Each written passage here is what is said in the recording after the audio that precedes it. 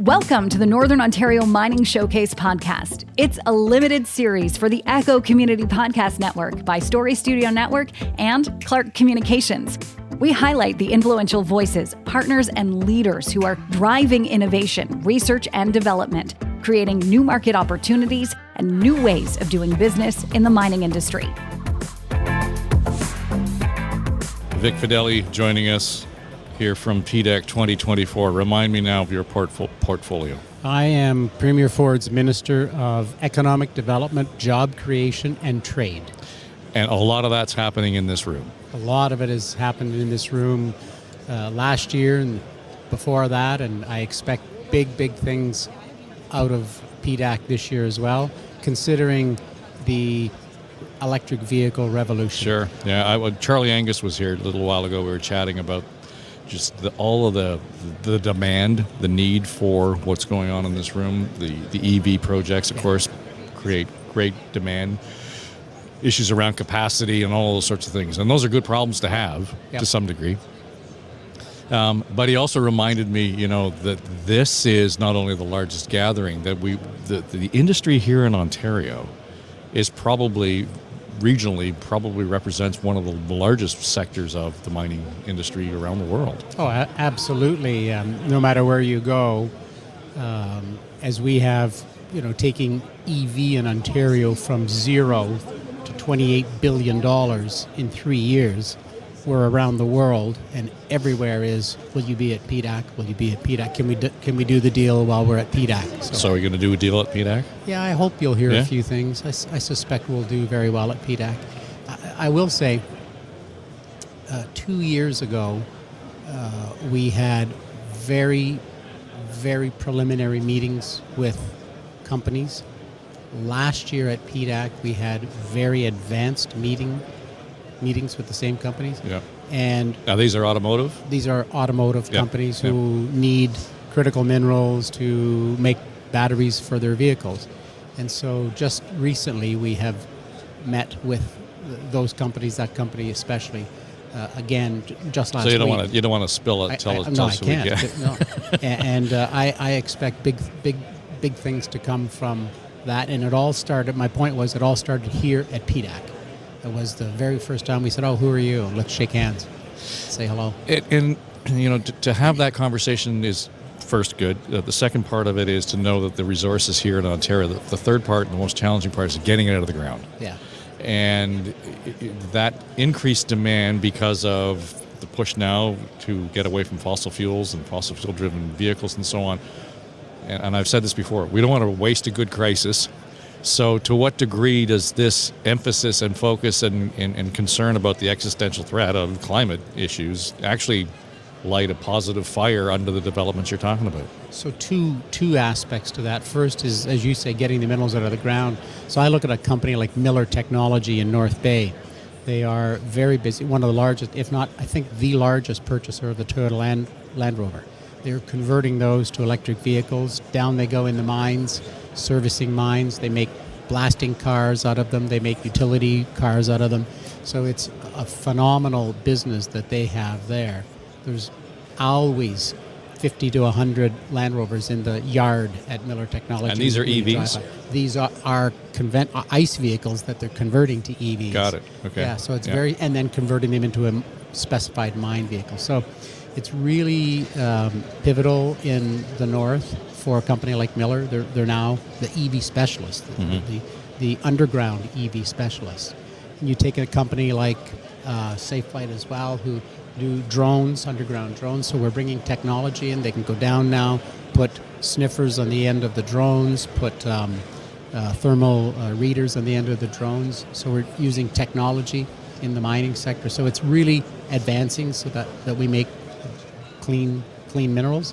And then you look at what we're doing on the other side, making batteries in Ontario and making EVs in Ontario and making green steel in Ontario. So when you buy an Ontario-made electric vehicle, when they start coming off the assembly line, green steel, 100% zero-emission battery, and 94% clean energy assembly of the vehicle. We are the world leader in that. Again, back to getting it out of the ground, and a lot of that area that's rich in the product that we need, the mineral we need is in the Ring of Fire. And I know you've been around a long time to be having that conversation. Are we getting any closer to coming to a resolution and making sure that all the Indigenous communities, First Nations governments, all of the various jurisdictions are on the same page here, and we can make the most of that resource because we're sitting on something we need? Yeah, I believe we're in very good shape. First of all, I've been to the Ring of Fire 5 times in my provincial career. I would say because we've got the two main First Nations groups are actually doing the environmental work right now themselves. They're the ones who are doing the environmental assessments. Once those are done, we can get started on the road. And so I'm very, very confident you'll see big moves. We put $1 billion aside from the province. We'd like to see the feds match that. We haven't heard anything at all positive about that, but we're ready with $1 billion committed. And we've got the environmental assessments underway right now. So we're very excited. So what's timeline on that for you then? I think that's going to be up to the Minister of Northern Development to talk about here at PDAC show. I don't want to steal any thunder from him. And the frustration from a lot of people will come because we can easily understand why it's a good thing and it's a necessary thing.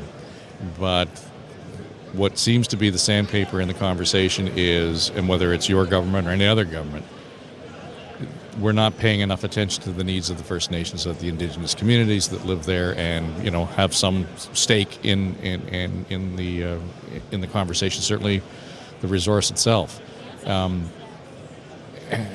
in this day and age of truth and reconciliation, there seems to be that real focus on that part of the conversation, and there are still communities that feel left out of it. So I think that was certainly under the previous government, that would have been an accurate characterization. Under this government, we have them as our partners. They are our partners that we're funding the environmental assessment right now. We've got the two major ones, one coming from the north to the south basically, and one coming from the south to the north. I'm paraphrasing, but we have great partners in them, like absolutely super partners. We're going to be taking them off diesel, which is a game changer for them in their future. We'll have broadband there by 2025. These are game changers for the First Nations. And the broadband, for example, that infrastructure is, we take for granted in this part of the world, right here on Front Street. Where is that in terms of those, We have promised, our government has promised that every resident in Ontario will have broadband by 2025, and I expect us to absolutely meet that. I live in the north. I'm a northerner, and I purposely, this is a true confession here, I purposely schedule Teams meetings or phone calls when I'm driving to Mattawa, because I know exactly the point when I'm going to lose the call, and right. I'll call the people back 15, 20 minutes later and say, well, sorry, that's a dead zone. We have those all through Northern Ontario. I make my point that way. No, I hear you. Or I don't, as the case may be. Yeah, for those 15 minutes, you don't hear me. Yeah. We do a lot of work with the forestry sector, and that whole approach to what they're doing in the context of climate crisis and so on. And we've learned a lot doing a show with those folks. But the whole point around it, and you make it, you're working remotely in remote regions. You have to be in that place to work. And what we found, particularly in the forestry sector, is capacity to fill some of the jobs is hard because, quite frankly, I don't want to be freezing my ass off in the bush in the middle of nowhere to start my career. So there are a whole new set of skills that go along with the new forestry, the new mining, the new approach to resources and so on. How much of that is part of what you do in terms of business development for the province and being able to say, it's great we've got this new innovation, it's great we've got these jobs, but I don't have anybody to fill them? So I take it as if, don't take this the wrong way when I say that's an area that is of great concern, but that's not my immediate concern. My job is to be the top salesman. And I'm out there selling, and it's like a guy coming back with the order book. Okay, now you fill the order. Right. So when we landed the largest deal in Ontario's history, the Volkswagen deal, was $7 billion. We landed that a year ago, March. We had 14 ministries involved. So that we did as an all multi-ministry deal. I was the front end with Premier Ford on making the sale. but we couldn't do it if we didn't have Infrastructure Ontario to get the land ready, Ministry of Transport to get the roads in place, Ministry of Colleges and Universities for those 70,000 STEM grads we produce every year, Minister of Education for the daycare facility that we need, Minister of Solicitor General, for instance, because putting out any kind of a fire from an EV is very different. We needed new fire suppression equipment. We needed bigger police force. So this is a multi-ministry. So you can see where I'm going. Yeah. Ministry of Labor was front and center. Minister of Energy, making sure we had the energy. Minister of Mines, to make sure we have the critical minerals. Minister of Labor was the front and center one. We need 3,000 people to work in that Volkswagen plant. Now, I've done my sales job. Now, open the door. Please supply Come on in. Please supply the trained people. Yeah. So that's basically how we work. We each have our job to do. I'm at the front end bringing the work in, and somebody behind us all, they've got to make sure the roads are there and the lights are on, and there's people in those jobs. So that is a critical part. Is there a similar model and a coordinated effort then? Like this can't be a siloed approach in terms of when we go back to Ring of Fire, for example. Absolutely. It's widely discussed at Cabinet so that everybody's aware of what your role is going to have to be. I think about the other files that we've brought in, whether it was at Stellantis or GM, any of those. Umicore is a good example, is a company that makes the cathode. It's a big mineral user in Ontario. That was all ministry, all hands on deck again. It was a $2.8 billion company that we landed. They needed a piece of property, they needed roads to get there, they need people. So it is a real, true multi-ministerial function. When you're out making sure that you're, sort of vetting the groups that you want to come and do business here in Ontario or invest in business in Ontario, where does ESG fall to that for you guys, without the threat of or the accusation of greenwashing? Yeah, so I'll go back to what I said about when we're attracting a battery company. Say, well, you can go to Kentucky, but you're going to be burning coal and using 6% clean energy to make that battery. Is that what you want? You want to go to Indiana, you're all the way up to 7%. You want to make your vehicle, assemble it in Alabama, you're at 18% clean energy. You want to make an EV in the U.S., all the steel is made from coal power. So, I'm front and center talking about ESG to companies that if you really do believe that, then you need to be in Ontario because A, we have every resource available to make a lithium-ion battery and a vehicle and the steel for it.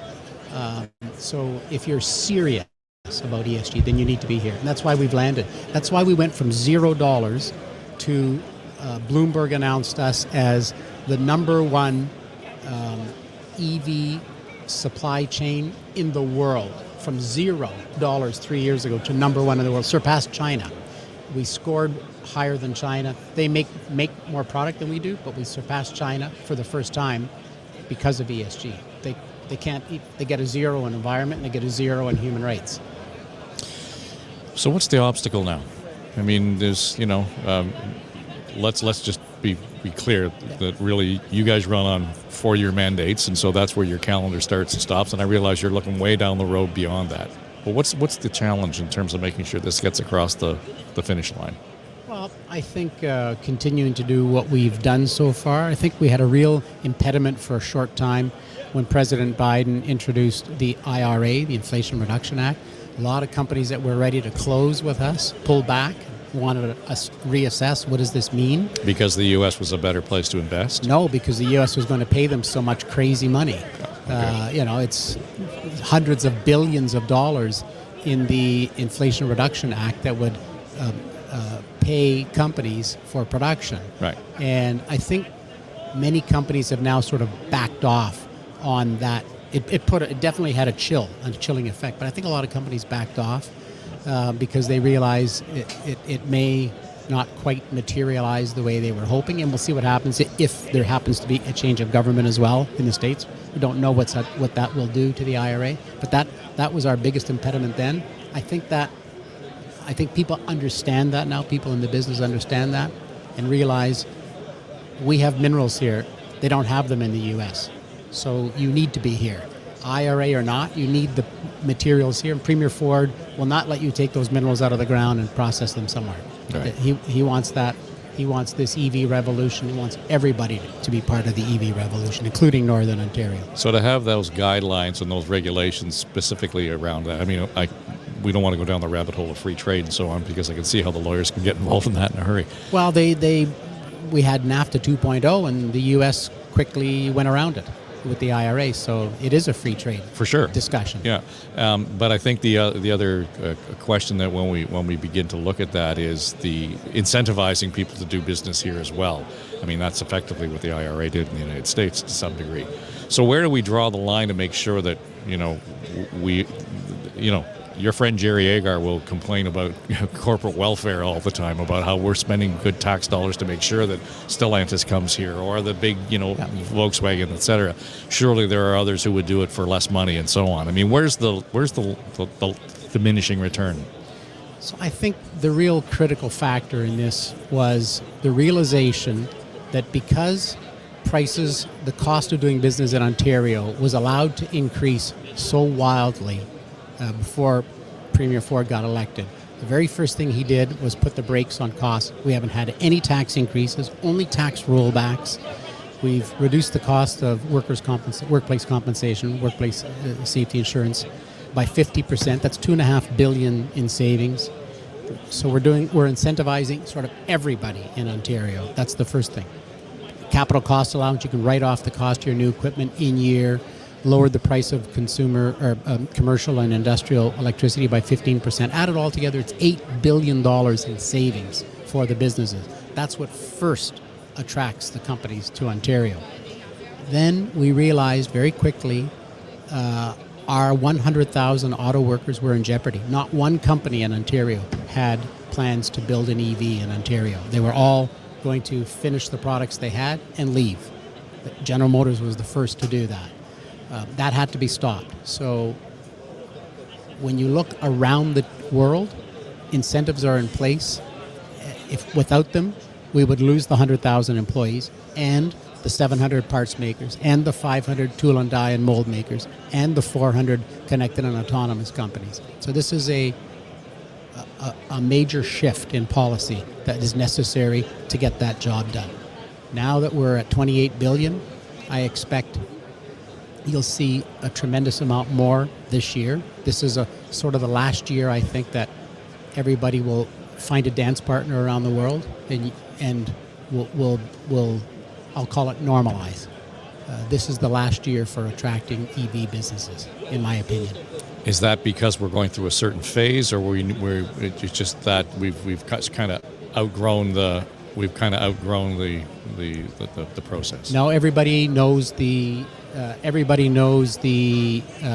world mandates for dates of being ready to provide EVs. Yeah. And in order to meet that mandate, you better be in line in time. You better, because that date's not going to change. Yeah. It's your date that keeps moving back. You'll be late, and you'll be paying penalties, and you'll be fined. You got to have products delivered, so you better be almost ready to announce your location. Much after June, you're getting into pretty dicey territory.